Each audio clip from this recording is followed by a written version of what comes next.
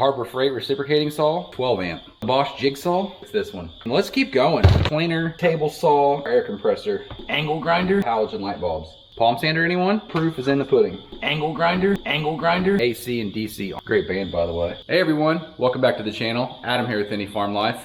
I'm out in my garage working this morning, and don't mind the crickets. They are insanely loud this time of year. But I have a new product I want to show you guys. It's this cool little power bank right here. Let's check it out. It's the Bluetti EB3A portable power station. I don't know what EB3A stands for. It's essentially a bigger version of one of these that you carry around your backpack or purse to charge your phone, with a whole lot more bells and whistles and a whole lot more charging ports. I'm not gonna go crazy deep into the specs and details of this unit. I'll give you the 30-second elevator pitch. But there are tons of videos out there where people deep dive and actually test this unit. I'm gonna give you guys how I'm gonna use this unit, where I'll use this unit. We'll do some live demos so you can see, and then we'll briefly talk about value and price, and is it worth it? All right, let's check it out. It's just a big cube. It's got a nice carrying handle on top. You can charge the unit with power cord here. Just plugs in any AC outlet. What's nice is they've eliminated like a big charging brick that you would have on a laptop.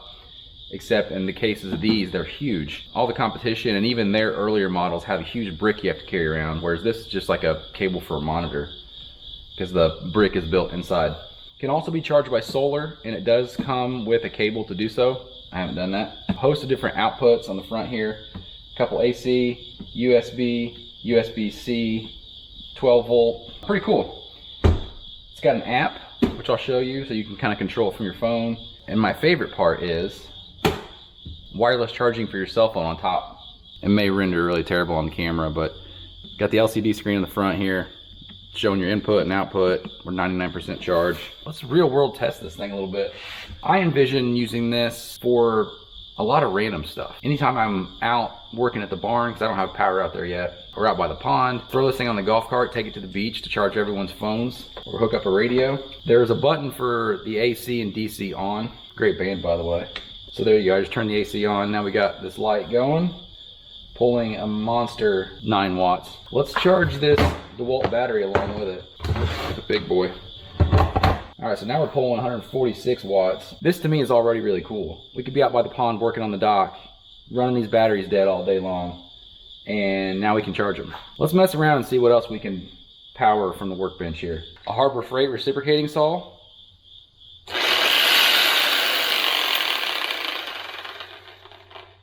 I don't know what I'm more surprised about, this saw still working or that thing powering it. How about a Dewalt reciprocating saw?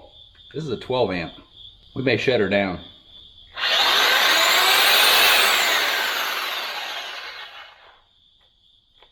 We overloaded it. And it says overload. Let's try the breaker. This was too much. Not surprised. Will she run the Bosch jigsaw? Oh yeah. I'm pretty excited about this. So it did spike to 613 watts there for a second, but settled down around 497. So this one's a win. I like that. If there's ever one that matters, it's this one.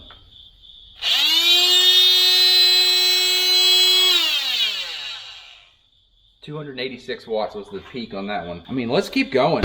You guys are here. We're doing this. One complaint already though. The screen keeps turning off, which it's saving battery, but I wish there was a way to lock it on, so I have to keep turning it back on to see.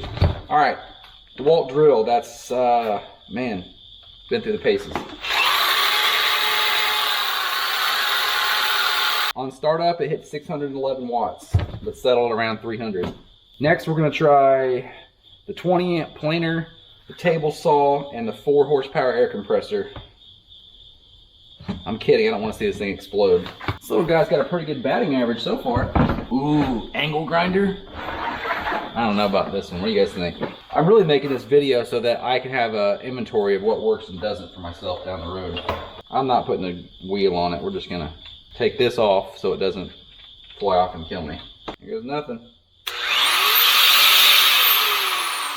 No go on the grinder.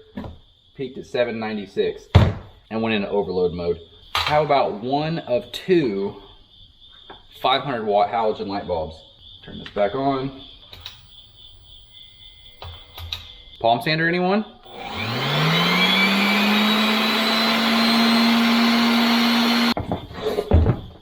Peaked at 583, but seemed to run it just fine. Obviously on all these tools, I don't have a load working against them, but I think it'd be all right. I'll let you know in a later video if I'm using one of these and it's not up to snuff and I put something to it. A little trim router. I could just read the specs on the box and say, yeah, it's rated for this and it'll work, but sometimes the proof is in the pudding. Startup of 439, settled right about 200. Okay, one more, and it could quite possibly be the most useful for me. Electric chainsaw sharpener. To have this out in the field versus a hand file, I thought that would have been way more power hungry than 30 watts, but it works. Turn my flashlight on and walk over here. So now we'll talk a little bit more about the bells and whistles. I just paired the app, and when you pull it up, you can see if the AC's on or the DC, turn them both on or off. You can turn the unit off entirely from your phone, but you can't turn it on initially from your phone. I understand that if it doesn't have power, you can't bring it online, which some people might find annoying, but that means it's not wasting power just sitting there in idle waiting for you to turn it on. You can turn the flashlight on from your phone, which is actually pretty cool, because say you're at a campsite and you know it's on, but you can't find it. Someone put it somewhere, you can just turn the flashlight on and find it. You can manage firmware from the unit right here. When it comes to charging, there's 3 modes. There's silent, standard, and turbo. Each mode basically just varies the amount of input going into the unit when you're charging it. I believe in turbo mode it's charging at like 430 watts. Now, turbo mode does kick the fans on and they can be kind of loud, but then again, who cares? It's probably being charged in the laundry room or the garage or something. You get a warning when you do that as well, saying it might shorten the lifespan of the batteries. But this thing's rated for 2,500 battery cycles. That's a lot. Charge my phone for a second. So here's where I'm at with this thing. I like it. Is it worth the money? If you told me this thing was $600, probably not. I could go buy a generator, granted bigger and heavier to lug around, but to have power at the ready, pretty nice. I always like to look to the other players in the market and see what's out there. So I looked at the low end and then kind of the coverall, which is Amazon. So Harbor Freight has one of these and a little bit more durable of a case, but with way less options. I don't believe it has the Bluetooth in the app. I believe it has 22 more watt hours, but it peaks at 400 watts. And in what I just did earlier, you need that 600 watts to get it done. Not to mention, I think it was 260 bucks. And right now, if you go to Amazon, this one is selling for 300 with a $60 off coupon, so it's 240. And that's the same price on the Bluetti website as well. And on Amazon, it was the same situation. A lot of them had a little bit more watt hours, but they were more expensive and they were clipped about 400 watts instead of the 600. I think that's a big deal. Then when you couple in the convenience factors of that wireless charging, like that's awesome to me. So all in, this thing's pretty cool. I think that it's gonna see a lot of use out here at the farm. Definitely at the beach with everyone on their phones, radios, and I'm sure I'm gonna have a lot of one-off projects running tools out in the middle of the woods or the barn or who knows where. So we'll see how long it lasts. I can sometimes be a little hard on things. Hey Bluetti, you guys make a neoprene jacket for this thing? Like a phone case, if you will? That'd be pretty cool. If you guys enjoyed this video, hit that like button, and if you would, subscribe and come back and see me sometime. I always have something going on at the farm. Also, real quick, SOS is always a function on flashlights these days, but do most people actually even know what SOS looks like in this pattern and what Morse code is? Probably not. Anyway, see you guys in the next video. Take care.